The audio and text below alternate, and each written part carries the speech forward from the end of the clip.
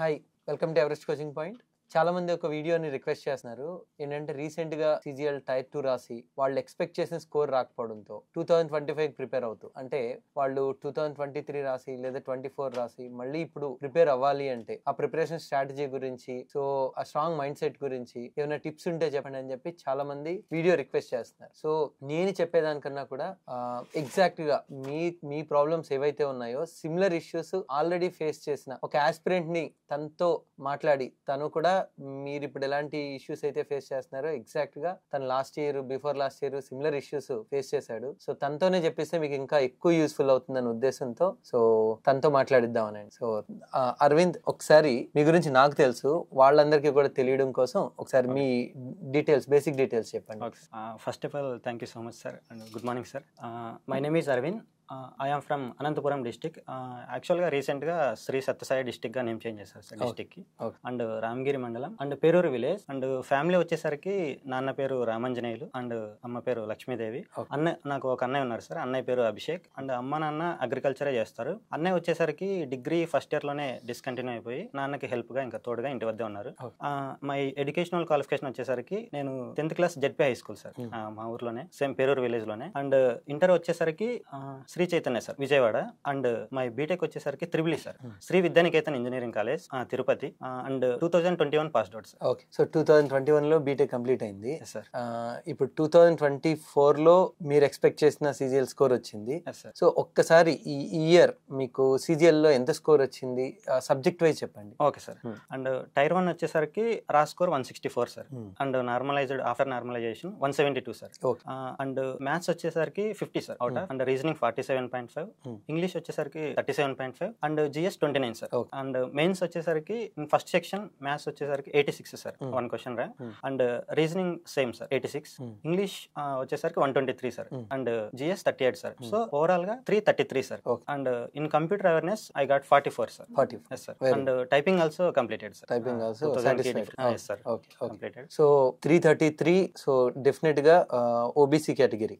OBC category 333 అంటే ఖచ్చితంగా మంచి ఎగ్జిక్యూటివ్ పోస్ట్ అయితే చాలా చాలా ఎక్కువ ఛాన్సెస్ ఉన్నాయి. మోస్ట్లీ మీరు ఒకవేళ ఫస్ట్ సెకండ్ థర్డ్ ఆప్షన్స్ మీరు ఇచ్చే ఆప్షన్స్ బట్టి టాప్ 3 లో మీకు ఖచ్చితంగా రావడానికి ఛాన్స్ ఉందండి. సో మీరు 2024 లో డెఫినెట్ గా వస్తుంది. మీరు అసలు SSC ఎప్పటి నుంచి రాస్తున్నారు? యాక్చువల్ గా 2021 ఫైనల్ ఇయర్ లో ఉన్నప్పుడే మా సూపర్ సీనియర్ ఒక చంద్ర అన్న అని ఉన్నారు సార్. అన్నది కూడా మా ఊరే. అన్న 2020 లోనే ఆడిటర్ గా సెలెక్ట్ అయ్యారు సార్, CGL ద్వారానే. సో అన్న సజెస్ట్ చేశారు. మొత్తం CGL గురించి ఫస్ట్ టైం అతని నుంచే విన్నాను సార్. అంతకు ముందు వరకు అసలు తెలియదు, ఫైనల్ ఇయర్ లోనే తెలిసింది. అన్న ఇలా చెప్పారు సార్, ఒకసారి CGL మొత్తం ఇలా ఉంటుంది ప్యాటర్న్. పోస్టుల గురించి చెప్పారు సార్. అంటే excise inspector, income tax inspector, అంటే ఆ పోస్టులకి దీని ద్వారా వస్తుందని అప్పటి వరకు తెలియదు సార్. ఇలా చెప్పారు, SSC ద్వారా వస్తాయని తెలియదు. ఇలా చెప్పారు. అండ్ ఒకసారి మీ క్లాసెస్ ఇచ్చారు సార్, యూట్యూబ్ లో చూడండి, ఇలా చాలా బాగా చెప్తున్నారు అని. మీరు ప్రిపరేషన్ స్ట్రాటజీ అలా చెప్తుంటారు కదా, అవన్నీ విన్నాను సార్. అండ్ అప్పటి నుంచి ఇంకా ఫిక్స్ అయ్యాను సార్ SSC ద్వారా. సో అంటే మీరు 2021 అయింది, మీరు 22, 23, 24 3 అటెంప్ట్స్ రాశారు. 22 లో మీ రిజల్ట్ ఏమైంది సార్? 22 లో ప్రిలిమ్స్ బాగా వచ్చింది సార్. అంటే ఫస్ట్ అటెంప్ట్ 140+ వచ్చింది సార్, అరౌండ్ క్లియర్ అయింది. ప్రిలిమ్స్ క్లియర్ అయింది. అండ్ మెయిన్స్ వచ్చేసరికి 270 వచ్చింది సార్, అంటే 10 మార్క్స్ తో మిస్ అయింది.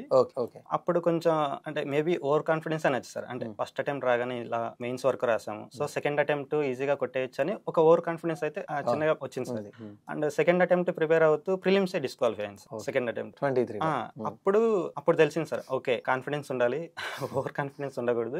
సో అప్పటి నుంచి నేను ఏ సబ్జెక్ట్స్ వీక్ గా ఉన్నాను అండ్ లాస్ట్ 2 అటెంప్ట్స్ లో నేను చేసిన మిస్టేక్స్ ఏంటి, వాటి మీద ఎక్కువ ఫోకస్ చేసి ఇప్పుడు థర్డ్ అటెంప్ట్ లో ఇలా మంచి స్కోర్ వచ్చింది. సో ఓకే, 2022 లో ఫస్ట్ అటెంప్ట్ లోనే మీరు మెయిన్స్ రాశారు. 23 ప్రిలిమ్స్ క్లియర్ కాలేదు. 24 లో అయితే ఖచ్చితంగా మంచి ఎగ్జిక్యూటివ్ పోస్ట్ వస్తుంది.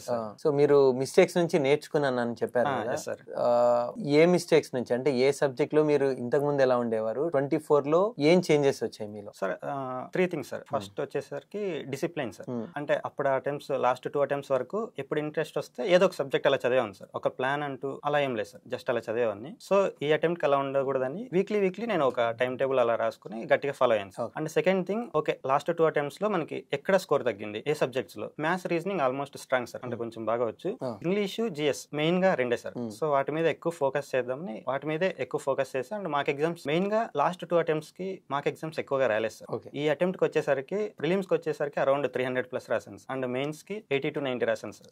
సో అది చాలా యూజ్ అయింది sir mock exams. Mock test ఎక్కువ రాయడం అనేది మీకు ఒక పాయింట్. అండ్ జిఎస్ వచ్చేసరికి మెయిన్ గా అప్పుడు హాఫ్ నాలెడ్జ్ ఉంది సార్ నాకు, అంటే అన్ని సబ్జెక్ట్స్ మీద అన్ని టాపిక్స్ మీద క్లియర్ గా లేదు.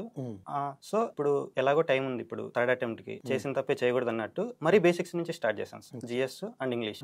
సో వాటి మీద ఎక్కువ ఫోకస్ చేస్తూ ఎగ్జామ్స్ రాస్తూ అలా ఓవర్కమ్ చేశాను. Very good. 3 years నుంచి ప్రిపేర్ అవుతున్నారు కదా సార్.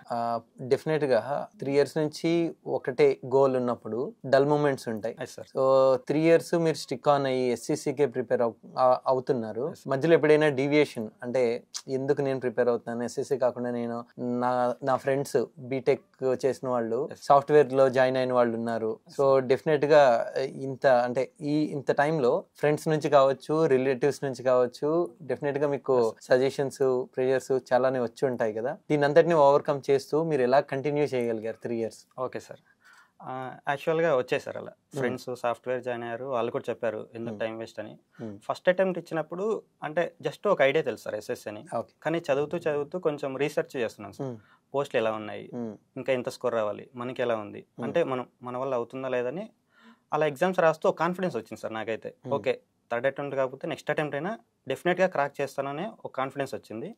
సో చాలా మంది ఫ్రెండ్స్ చెప్పారు, బట్ ఆ కాన్ఫిడెన్స్ ఉండడం వల్ల ఇలాగే ఫాలో అవుతున్నాను సార్. అండ్ మోర్ ఓవర్ ఏంటంటే రీసెంట్గా ఈ మెయిన్స్ స్కోర్ వచ్చిన తర్వాత ఆ ఫ్రెండ్సే కాల్ చేశారు సార్, అంటే ఎస్ఎస్సికి ఎలా ప్రిపేర్ అవ్వాలి, కొన్ని సజెషన్స్ ఇలా ఇవ్వు, అంటే ఎక్కడ కోచింగ్ తీసుకోవాలి, ఇలా చాలా మంది అడిగారు సార్. ఓకే, సో మీరు చాలా కాన్ఫిడెంట్ గా ప్రిపేర్ అయ్యారు, చాలా ఎఫర్ట్స్ పెట్టి ప్రిపేర్ అయ్యారు సార్. ఓకే, మీకు 333 అనేది ఎక్స్ట్రాడినరీ, చాలా మంచి స్కోర్. ఓకే సార్, ఒకవేళ ఇప్పుడు కూడా ఫెయిల్ అయ్యి ఉంటే డెఫినెట్లీ నెక్స్ట్ అటెంప్ట్ సార్, మళ్ళీ prepare. There is no doubt sir. ఎందుకంటే ఇప్పుడు ఎస్ఎస్సి ప్రిపేర్ అయ్యేటప్పుడే ఒక పోస్ట్ అయితే టార్గెట్ పెట్టుకున్నాను సార్, ఖచ్చితంగా యూనిఫామ్ జాబ్ ఇలా తీసుకోవాలని. అంటే ఇంకా అంతే సార్, ఇంకా ఎన్ని అటెంప్ట్స్ అయినా కూడా జాబ్ వచ్చేంత వరకు ఇంకా వదిలేదైతే లేదు సార్. Okay, excellent. అంత స్ట్రాంగ్ డిటర్మినేషన్ ఉండడం అనేది అంత ఈజీ కాదు.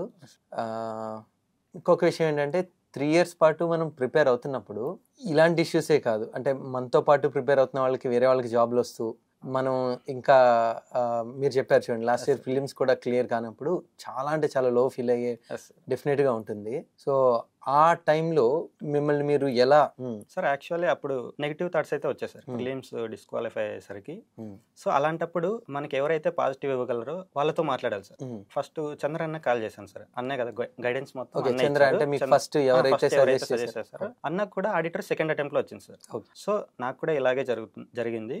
సో ఈ అటెంప్ట్ నీది కాదు, నెక్స్ట్ అటెంప్ట్ మేబీ నీది అయ్యుండొచ్చు, డెఫినెట్ గా వస్తుంది నీకు, అది అలా చెప్పారు సార్. అండ్ కొంచెం ఫైనాన్షియల్ గా ఇబ్బందిగా, అంటే ఇంట్లో ఇస్తారు కానీ అడగలేను సార్, ఇండిపెండెంట్ గా ఉందాం అన్నట్టు అన్నే సజెస్ట్ చేశారు సార్. ఇలా ఒకసారి R&D జాయిన్ అవ్వు ఎవరెస్ట్ ఇన్స్టిట్యూట్ లో, సేమ్ ఇన్స్టిట్యూట్ కదా సార్, ఇక్కడే కోచింగ్ తీసుకున్నాను, ఒకసారి అవ్వు అంటే అప్పుడు మీ వద్దకు వచ్చాను సార్ నేను.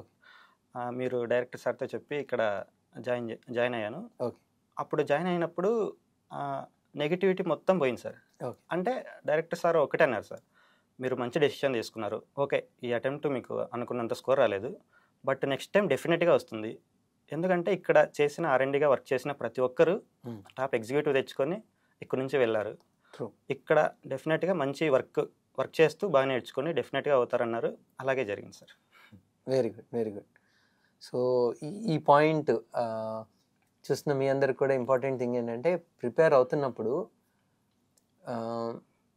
మెయిన్ మనం ఎక్కడ ఇబ్బంది పడుతుంటామంటే, ఎవ్రీ మంత్ మన పేరెంట్స్ నుంచి మనకి ఒక 8,000 లేదా 7,000 అమౌంట్ ఎవ్రీ మంత్ వాళ్ళ పైన డిపెండ్ అవుతున్నప్పుడు ఏమవుతుందంటే, మనం ఇంకా ప్రిపరేషన్ కంటిన్యూ చేయాలంటే ఒక సెట్ బ్యాక్ లాగా అనిపిస్తుంది. సో అలా కాకుండా కొంచెం ఇండిపెండెంట్గా ఉంటే కొంత పీరియడ్, సో తను ప్రిపేర్ అవుతున్నప్పుడు తను ఎవరిపైన డిపెండెన్సీ లేదు కాబట్టి తను ప్రిపేర్ అవుతున్నప్పుడు కాన్ఫిడెంట్గా, ఇందాక చెప్పాడు చూడండి ఒక మాట, ఒకవేళ ఇప్పుడు కాకపోయింటే నెక్స్ట్ ఇయర్ మళ్ళీ ప్రిపేర్ అవుతాను, ఆ కరేజ్ రావాలి అంటే డెఫినెట్గా మనకి డిపెండెన్సీ ఉండకూడదు. So part time job first year అవసరం లేదు, మేబీ సెకండ్ ఇయర్ కూడా అవసరం లేదు, అప్పుడు కూడా మీరు అనుకున్నది కనుక రాకపోతే, దీనికనే కాదు ఎస్ఎస్ఏకనే కాదు దేనికైనా సరే, మీరు దేనికి ప్రిపేర్ అవ్వాలనుకున్నా సరే, సో ఇండిపెండెంట్గా కనుక మీరు ఉండగలిగితే ఆ కరేజ్ మీకు వస్తుంది. సో అంటే తను చెప్పిన దాన్ని బట్టి అది ఇంపార్టెంట్ పాయింట్ అనిపిస్తుంది అండి. ఎందుకంటే చాలామంది ఎక్కువ రోజుల నుంచి ప్రిపేర్ అవుతున్న వాళ్ళు డిమోటివేట్ అవ్వడానికి ఇది కూడా ఒక ఫ్యాక్టర్ లాగా అనిపించింది. నెక్స్ట్ మీరు జిఎస్లో సార్ నాకు మీరు ముందు నుంచి తెలుసు రీజనింగ్ మ్యాథ్స్ ఇప్పటి నుండే స్ట్రాంగ్ ఉన్నాం సార్. యాక్చువల్గా ఫస్ట్ అటెంప్ట్ మిస్ అయిన తర్వాత సార్ జిఎస్ ఎందుకు ఇంప్రూవ్ చేసుకోలేకపోయావు? ఇప్పుడు లాస్ట్ ఇయర్తో కంపేర్ చేస్తే ఇప్పుడు ఎలా ఇంప్రూవ్ చేసుకోగలిగా? సార్ యాక్చువల్గా ఫస్ట్ అటెంప్ట్కి క్లాసెస్ అని విన్నాను సార్ మన ఎవరెస్ట్. అంటే ఫస్ట్ అటెంప్ట్లో లక్కీగా మంచి మార్క్స్ వచ్చేసరికి అరే మనకు వచ్చేసింది జిఎస్ అంటే ఓకే, కొంచెం మరీ ఎక్కువ స్ట్రెస్ చేయాల్సిన అవసరం లేదు, మనం స్ట్రాంగ్గానే ఉన్నాం అని ఒక నెగిటివ్ అలాంటి ఫీలింగ్ అయితే ఒకటి ఉంది సార్. అంటే సెకండ్ అటెంప్ట్కి చదివాను సార్, బట్ మొత్తం రివైజ్ చేశాను, బట్ అక్కడ అనుకున్నంత స్కోర్ అయితే రాలేదు సార్. అప్పుడు తెలిసింది ఇంకా చదవాల్సింది ఇంకా ఉంది. ఓకే, నెక్స్ట్ అటెంప్ట్ అన్నట్టు మరి అలా ప్లాన్ చేసుకున్నాను సార్.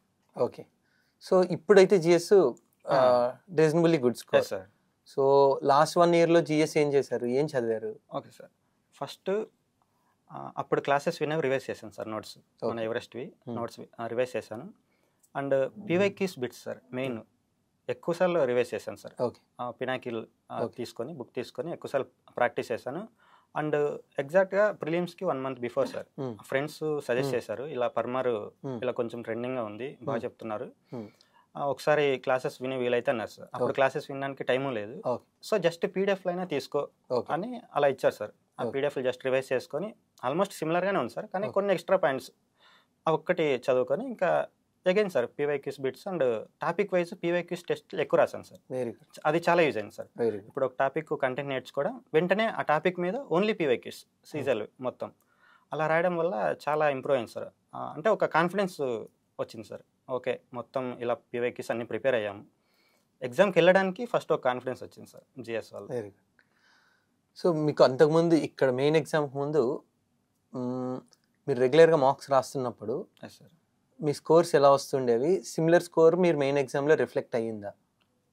ఎస్ సార్, ఇక్కడ ఆల్మోస్ట్ 150+ అలా వచ్చేది సార్ లాస్ట్ అటెంప్ట్. ఇప్పుడు మొన్న ప్రిలిమ్స్లో 164 వచ్చింది కదా సార్, అంతకుముందు మార్క్ ఎగ్జామ్స్లో డైలీ 150+ వచ్చేది సార్ కాన్స్టెంట్గా. ఓకే, అండ్ చెప్పాలంటే 164 కూడా మెయిన్ ఎగ్జామ్లోనే హైయెస్ట్ సార్. ఆ మార్క్ ఎగ్జామ్స్లో కూడా ఆ స్కోర్ రాలేదు. Okay okay. సో డెఫినెట్గా ఇక్కడ మార్క్ ఎగ్జామ్స్ కంటే ఎక్కువ స్కోరే అక్కడ వస్తుంది సార్. మీరు రెగ్యులర్గా రాసే మాక్ ఎగ్జామ్ కన్నా మెయిన్ ఎగ్జామ్లో బెటర్ స్కోర్ వచ్చింది సార్. టైప్ 2 మెయిన్స్ మీకు ఇంతకుముందు రెగ్యులర్ మార్క్స్లో కూడా 330 అలా వస్తుండేవా? నో సార్, రాలేదు. యావరేజ్గా 300 to 320 sir. 300 to 320 sir. So main ఎగ్జామ్లో మీరు అనుకున్న దానికన్నా better. Yes sir. Okay okay okay. Typing ఎప్పుడు ప్రాక్టీస్ చేశారు మీరు? సార్ టైపింగ్ అయితే ప్రాక్టీస్ చేయలేదు, అంటే చాలామంది చెప్పారు సార్ ఇలా కోచింగ్ తీసుకొని బెటర్ కోచింగ్ తీసుకో, అక్కడ ఎలా ఉంటుందో తెలియదు కదా మెయిన్ ఎగ్జామ్లో అన్నారు సార్. బట్ టైపింగ్ అయితే జస్ట్ ప్రాక్టీస్ చేసుకున్నాను అంతే సార్. కీబోర్డ్ తీసుకొని ఆలివ్ బోర్డ్లో మార్క్ ఎగ్జామ్స్ ఉన్నాయి సార్, టైపింగ్ మార్క్ ఎగ్జామ్స్ 150 ఉన్నాయి. జస్ట్ రోజు ఒకటి లేదా 2 అలా రాసేవాను సార్ అంతే. అది కూడా ఎగ్జామ్కి జస్ట్ ఒక 20 days బిఫోర్ సార్ అంతే. ఓకే, సో తనకి టైపింగ్ న్యాచురల్గానే స్పీడ్ ఉన్నట్టుంది, బట్ ఆ సజెషన్ అందరికీ అప్లికబుల్ కాదు. మీరు మాత్రం అలా కాకుండా టైపింగ్ కొంచెం ముందుగానే అట్లీస్ట్ ఏదైనా సాఫ్ట్వేర్ ఇన్స్టాల్ చేసుకొని ప్రాక్టీస్ చేయండి. దాంతోపాటు తను చెప్పినట్టు ఎగ్జామ్స్ కూడా ఖచ్చితంగా రాయండి, ఎందుకంటే అది అందరికీ వర్కౌట్ కాకపోవచ్చు, తనకి న్యాచురల్గానే టైపింగ్ స్పీడ్ బెటర్గా ఉన్నట్టుంది. నెక్స్ట్ మీకు ఇప్పుడు ప్రిపేర్ అవుతున్న పిల్లలకి, సో మీరు మీ పాస్ట్ మిస్టేక్స్ నుంచి నేర్చుకుని ఇంప్రూవ్ అయ్యారు సార్. సో అలా కాకుండా మీ మిస్టేక్స్ నుంచి ఇప్పుడు ప్రిపేర్ అవుతున్న వాళ్ళు నేర్చుకుంటే వాళ్ళకి కొంచెం త్వరగా అచీవ్ అవ్వడానికి ఛాన్స్ ఉంటుంది. సో ప్రతి మిస్టేక్ మనమే చేసి దాని నుండి నేర్చుకోవడం కన్నా వేరే వాళ్ళు చేసే మిస్టేక్స్ నుంచి నేర్చుకుంటే తక్కువ టైం పడుతుంది. కాబట్టి ఇప్పుడు ప్రిపేర్ అవుతున్న వాళ్ళకి, రిపీటర్స్ కావచ్చు, కొత్తగా ప్రిపరేషన్ స్టార్ట్ చేసిన వాళ్ళకి కావచ్చు, మీరు సబ్జెక్ట్ వైజ్ కొంచెం బ్రీఫ్గా వాళ్ళకి సజెషన్ అంటే ఇప్పుడు రీజనింగ్ ఒకవేళ ప్రిపేర్ అవ్వాలి అంటే. Okay sir. సార్ రీజనింగ్ వచ్చేసరికి first each topic full basics నేర్చుకోవాలి సార్. బేసిక్స్ నేర్చుకున్నాక just only mock exam sir enough sir. Reasoning వచ్చేసరికి సెక్షనల్ కానీ ఫుల్ లెంత్లో కానీ కవర్ చేస్తే చాలు సార్. డైలీ ఒక 1 ఎగ్జామ్ సెక్షనల్గా రీజనింగ్కి more than enough sir reasoning వచ్చేసరికి. అంటే నేను మ్యాథ్స్ వచ్చేసరికి ఫస్ట్లో మీరు చెప్పిన హ్యాండ్ అవుట్ 3 times చేశాను సార్ ఫస్ట్ అటెంప్ట్. అండ్ ఇంకా సెకండ్ అటెంప్ట్ వన్ టైం అలా చేశాను, ఇంకా తర్వాత చేయలేదు సార్. అంటే నెంబర్ ఆఫ్ టైమ్స్ అలా హ్యాండ్ అవుట్ చేయడం వల్ల ఇంకా అసలు మొత్తం ఫార్ములాస్ మొత్తం స్ట్రాంగ్ అయిపోయింది సార్. Okay. మ్యాథ్స్ వచ్చేసరికి మొత్తం హ్యాండ్అవుట్స్ కంప్లీట్ చేసిన వెంటనే సెక్షనల్ సార్. చాలా మంది హ్యాండ్అవుట్స్ చేస్తారు బట్ సెక్షనల్ ఎగ్జామ్స్ ఇవ్వరు సార్. టాపిక్ వైస్ ఎందుకు అని ఫ్రెండ్స్ని అడిగితే అదొక భయం సార్. Okay.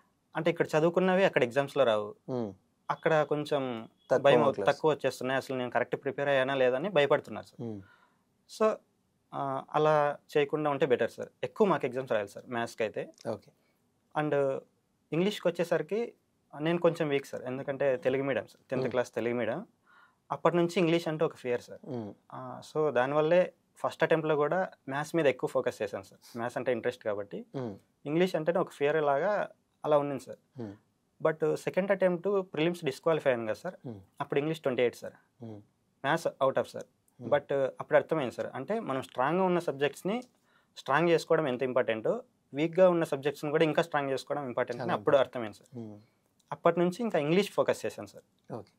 ఇంగ్లీష్లో ఎప్పుడైతే రీసెంట్గా ఎగ్జాక్ట్గా మేబీ నా లక్ అనుకుంటాను సార్, ప్రిలిమ్స్ అయిన తర్వాత ఇక్కడ మన ఎవరెస్ట్ వాళ్ళు ఒక బుక్ లాంచ్ చేశారు sir English. Synonyms A to Z ఉన్నాయి సార్, ఒకాబ్.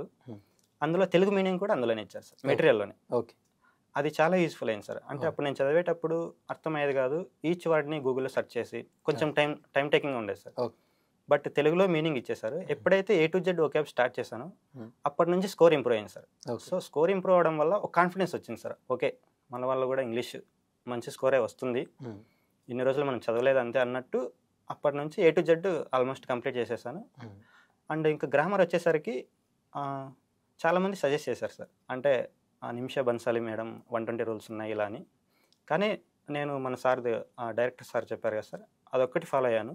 కంపేర్ చేశాను సార్, అక్కడ కూడా మన సార్ చెప్పినవి ఇంకా ఎక్కువ ఉన్నాయి సార్. అంటే మన సార్ చెప్పినవన్నీ అక్కడ ఉన్నాయి, ఇంకా అక్కడ లేని కూడా మన సార్ చెప్పారు సార్. ఓకే. సో ఇంకా వద్దు, వేరే ఏ సోర్స్ వద్దు అన్నట్టు ఓన్లీ మన సార్ చెప్పిన గ్రామర్ మొత్తం బేసిక్స్ నుంచి ఇంకా నౌన్ ప్రొనౌన్ అన్నీ చెప్పారు సార్ ఈచ్ టాపిక్కి. అండ్ ఇంకా బెటర్గా ఏంటంటే మన సార్ ఏం ప్రొవైడ్ చేస్తారంటే, టాపిక్ అయిపోగానే టాపిక్ వెనకాల PYQ టెస్టులు కూడా ప్రొవైడ్ చేస్తారు సార్ వీళ్ళే. అండ్ క్లాస్లో కూడా చేస్తున్నారు. అది చాలా యూజ్ అయింది సార్ ఇంగ్లీష్కి. సో వాటి వల్ల ఇంగ్లీష్ చాలా బాగా ఇంప్రూవ్ అయింది. అండ్ జిఎస్కి వచ్చేసరికి ఫస్ట్ చాలామంది ఇప్పుడు కొత్తగా వస్తేనే లూసెంట్ బుక్ అంటారు సార్. ఓకే, లూసెంట్ అయితే చాలా బాగుంటుంది సార్. కానీ కొత్తగా వచ్చిన వాళ్ళకి ఏ క్లాసెస్ వినకుండా డైరెక్ట్గా లూసెంట్ చదవడం వల్ల ఒక 1 మంత్, అంటే ఇప్పుడు మా రూమ్లో కూడా కొత్తగా జాయిన్ అయ్యారు సార్, ఆ అబ్బాయి ఒక 1 మంత్ అలా చదివారు సార్. ఆ తర్వాత అన్న అసలు క్లారిటీ లేదన్నా, ఏం అర్థం అవడం లేదు, అసలు ఇప్పుడు ఏం చేయాలని ఆ తర్వాత అడుగుతున్నారు సార్. అంటే సో అప్పుడు చెప్పాను సార్, ఫస్ట్ క్లాసెస్ వినేసేయాలి, మొత్తం క్లాస్ విన్న తర్వాత అప్పుడు ఏదైనా కానీ బుక్ రిఫర్ చేసేసి లూసెంట్ కానీ. అండ్ ఇంకా చెప్పాలంటే సార్, ఇప్పుడు రీసెంట్గా మన GS R&D వాళ్ళు GS మెటీరియల్ ప్రిపేర్ చేశారు సార్, చాలా ఎక్సలెంట్గా ఉంది సార్, నేను చూశాను ఇప్పుడు. అంటే అందులో ఎలా ఇచ్చారంటే, ఫస్ట్ హిస్టరీ అనుకుంటే టాపిక్ వైజ్ మొత్తం డీటెయిల్డ్గా ఇచ్చి, టాపిక్ వెనకాల PYQ బిట్స్ కూడా అక్కడే ఇచ్చేసారు సార్. అది చాలా యూజ్ అవుతుంది సార్. సో అది ప్రాక్టీస్ చేసుకున్నా కూడా ఎనఫ్ సార్. అది ప్రాక్టీస్ చేశాక పినాకిల్ బుక్ తీసుకొని ఇంకా PYQ బిట్స్ ప్రాక్టీస్ చేసుకుంటే GS ఎనఫ్ సార్. ఓకే, చాలా బాగా ఇంప్రూవ్ అవుతుంది సార్ GS అయితే. అండ్ ఓవరాల్గా ఫుల్ లెంత్ మార్క్ ఎగ్జామ్స్ అయితే రాయాలి సార్. సెక్షనల్ ఎన్ని రాసినా కూడా ఫుల్ లెంత్ రాయడం వల్ల, అండ్ నేను అన్ని మార్క్స్ ఎగ్జామ్స్ రాయడం వల్ల నేను తెలుసుకునేది ఏంటంటే, ఎలాంటి క్వశ్చన్స్ స్కిప్ చేయాలి సార్ అది తెలియదు సార్. ఇప్పుడు మ్యాథ్స్ బాగా స్ట్రాంగ్గా ఉంటారు, బట్ ఒక క్వశ్చన్ దగ్గరే చాలా మంది మెయిన్ ఎగ్జామ్లోనే తప్పు చేశారు సార్. చాలా మంది వచ్చి చెప్పారు, 3 minutes పాటు తీసుకున్నారు సార్ ఒక క్వశ్చన్, అక్కడే స్ట్రక్ అయిపోయారు. ఆ తర్వాత ఈజీగా ఉన్న క్వశ్చన్స్ చూడలేదు సార్, టైం సరిపోలేదు. సో అలాంటి మిస్టేక్స్ ఇక్కడే, అంటే ఎన్ని వీలైతే మిస్టేక్స్ అన్నీ ఇక్కడ మార్క్ ఎగ్జామ్స్లోనే చేయాలి సార్. సో అది బాగా ఎక్కువ నేర్చుకున్నాను సార్ మార్క్ ఎగ్జామ్స్ వల్ల. సో మార్క్ ఎగ్జామ్స్ ఎక్కువ రాయడం చాలా బెటర్ సార్ ఇప్పుడు ఫ్రెషర్స్కి అయితే. ఓకే. ఓకే అరవింద్, యాక్చువల్గా మీకు తెలియదు, మీకు లాస్ట్ టైం ప్రిలిమ్స్ క్లియర్ కాలేదు సార్. కానీ మీరు, అంటే తను నాకు రెగ్యులర్గా కాంటాక్ట్లోనే ఉంటాడు, ఇక్కడ R&Dలో చేస్తున్నారు కాబట్టి. తను అంటే మ్యాథ్స్ రీజనింగ్ చాలా స్ట్రాంగ్ అని నాకు తెలుసు. మాక్ టెస్ట్లు అవి రాస్తున్నప్పుడు ఎప్పటికప్పుడు మీ స్కోర్స్ చెప్తూ ఉండేవారు నాకు. సో యాక్చువల్గా ఏమైందంటే, లాస్ట్ ఇయర్ సోమశేఖర్ అని మన స్టూడెంట్, ఓకే సార్, తను కూడా R&Dలో చేశారు. తనకి 340+ స్కోర్ వచ్చింది టైప్ 2లో 2022లో. ఓకే సార్, 340+ టైప్ 2 స్కోర్ వచ్చి, తనకి టైపింగ్ కీబోర్డు సరిగా లేకపోవడం వల్ల తను క్లియర్ చేయలేకపోయాడు. Okay sir. సో అప్పుడు నేను చాలా చాలా ఫీల్ అయ్యాను, చాలా బాధపడ్డాను. అలా అంత ఎఫర్ట్ పెట్టి మీకు అలాంటి ప్రాబ్లం ఏం జరగకూడదని నేను చాలా విష్ చేశాను. Thank you sir. Thank you so much. మీకు కానీ ఇంకా మన పిల్లలు చాలా మంది చాలా అంటే చాలా ఎఫర్ట్స్ పెడుతున్నారు. వాళ్ళకి కంప్యూటర్స్లో డిస్క్వాలిఫై అవ్వడం కావచ్చు, ఇలా టైపింగ్లో డిస్క్వాలిఫై అవ్వడం కావచ్చు, ఇలాంటివి ఏం జరగకూడదు వీళ్ళకి. పాపం ఇంత ఎఫర్ట్స్ పెడుతున్నారని నేను చాలా చాలా అనుకున్నాను. బట్ ఎనీవే మీకు అలాంటి ప్రాబ్లం ఏం జరగలేదు. So I'm so happy. ఇంకొక విషయం ఏంటంటే తిను last year, before last year, ఇప్పుడు మీరు ఎలాంటి స్టేజ్లో అయితే ఉన్నారో ఆల్మోస్ట్ సేమ్ స్టేజ్లో ఉన్నాడు. నాకు తెలిసి మీలో చాలామందికి కూడా రెగ్యులర్గా మార్క్స్ రాస్తున్నప్పుడు చాలా మంచి స్కోర్లు వచ్చి కూడా మెయిన్ ఎగ్జామ్ ఒక్క ఎగ్జామ్లో మీరు అనుకున్న స్కోర్ రాకపోవడం వల్ల ఆబ్వియస్గా అనుకున్న రిజల్ట్ రాదు. ఇలా ఎవరున్నా సరే సో తిను ఒక మోటివేషన్గా తీసుకోండి. లాస్ట్ ఇయర్ లేదా బిఫోర్ లాస్ట్ ఇయర్ అప్పటి నుంచి ప్రిపేర్ అయ్యి, అంటే మీరు ఈ ఇయర్లో మీరు అనుకున్న స్కోర్ రాకపోయినా నెక్స్ట్ ఇయర్ అంటే మీకే తెలియాలండి. అంటే వస్తుందా రాదా అనేది మన గురించి మనకే తెలుస్తుంది. మీరు చాలా స్ట్రాంగ్గా ఉన్నారు అంటే మీకు రెగ్యులర్గా మాక్ టెస్టులు రాసినప్పుడు 320లు 330లు వచ్చి కూడా ఈ ఒక్క ఎగ్జామ్లో రానంత మాత్రాన మీరు అంటే ఆ ప్రిపరేషన్ స్టాప్ చేయొద్దు. దానికి ఖచ్చితంగా కంటిన్యూ చేయండి. దానికి ఎగ్జాంపులే అరవింద్. ఇప్పుడు చూస్తున్న మీలో ఎంతోమంది అరవిందులు ఉంటారు. నెక్స్ట్ ఇయర్ మీరు మీ ఇన్పుట్స్ని మళ్ళీ నెక్స్ట్ జనరేషన్, నెక్స్ట్ ప్రిపేర్ అవుతున్న ఆస్పిరెంట్స్కి మీరు ఇవ్వచ్చు.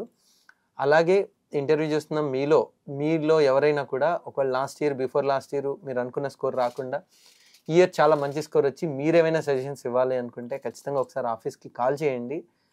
ఆఫీస్కి కాల్ చేస్తే మీ ఇన్పుట్స్ కూడా వాళ్ళకి ఇవ్వడానికి ఛాన్స్ జరుగుతుంది. ఇలానే చాలామంది కూడా ఉన్నారు, కాకపోతే డిస్టెంట్ ప్లేసెస్లో ఉండడం వల్ల వాళ్ళని అప్రోచ్ అవ్వడానికి పాసిబుల్ కాలేదు. సో అరవింద్ మనకి ఇక్కడ అవైలబుల్ ఉండడం అనేది నిజంగా మనందరికీ చాలా చాలా హెల్ప్ఫుల్ అవుతుంది. Wish you all the best for your career Raja. Thank you so much sir. Okay అండి, ఆల్ ద బెస్ట్.